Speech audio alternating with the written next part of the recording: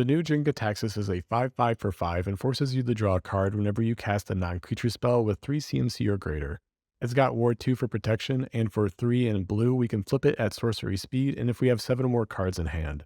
The flip side is a saga that forces you to draw cards equal to the number in your hand and then gives us no maximum hand size as long as we control it. Chapter 2 bounces all non-Phyrexian creatures to hand. Chapter 3 lets us cast any number of spells from hand without paying their mana cost. After doing so, flip it back to the creature side. For the casual player, I think the other Praetors are probably better, but for a competitive or tuned playstyle, I think this one has the most potential. I live streamed recently going through all the new legends, and I think this is the only one that can go infinite to set you up for winning the game.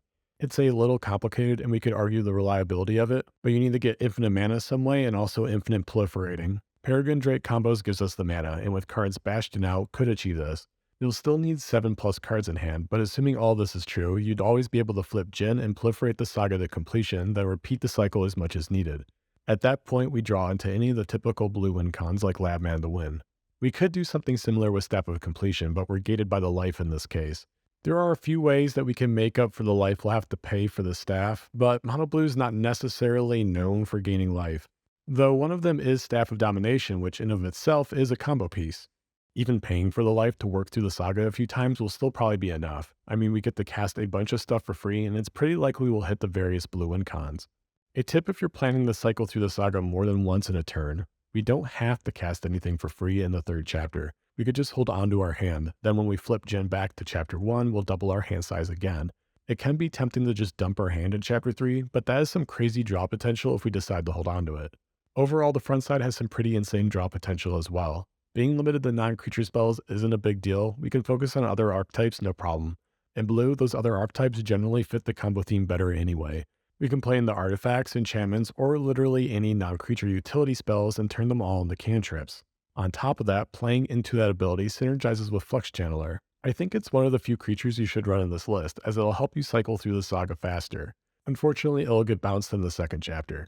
This might be a deal breaker for some players. We could work around this with cards like Maskwood Nexus, but I don't think it's worth adding that interaction unless you're playing into a more tribal list. In my opinion, we get to cast it for free in the last chapter anyway, so it's not really a big deal. I think it's worth it just to shave off one turn for the saga. It also turns all of our instant speed utility spells into board wipes. Just imagine countering somebody's spell and then wiping all the creatures while you're at it. In general, in this list, I'd recommend running lots of mana rocks that are 3 CMC or more, like Skyclave Relic, Thran Dynamo, and Scepter of Eternal Glory. Normally, the advantage of monocolored decks is running lower CMC ramp without having to worry about color fixing as much. Here, our ramp spells cantrip for card draw, so I think it's worth being a little inefficient.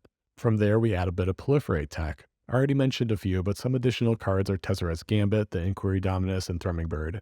I think it's better to add more card draw synergy than proliferate tech in this deck. The proliferate tech would only be useful when Jin is flipped, and we can only flip him with 7 plus cards in hand. I'd use it in moderation, but it's still nice to run through the saga faster. In general, blue is very good at drawing cards. This could be a 40 plus minute video just talking about that, and I'm not really going to dive into it. What I would recommend is still running some draw effects that give you no maximum hand size. Cards like Seagate Restoration and Finale of Revelation. Also other utility cards like Folio of Fancies, which can double as a win con for us if we have infinite mana. Though Jin does give us no max hand size, it's only temporary. I think it's better to just push for no max hand size like you normally would anyway in any other deck like this. I find temporary effects like this to sometimes be a trap. Our opponents could easily screw us over by removing them. That argument applies to a lot of these effects, but our opponents are really incentivized to remove Jin as the saga. Not only is he our commander, but he'll likely bounce most if not all of their creature base. And on top of that, we'll be able to cast anything for free from our huge hand when we hit the third chapter. Remember, we should have 14 plus cards in hand once the first chapter resolves.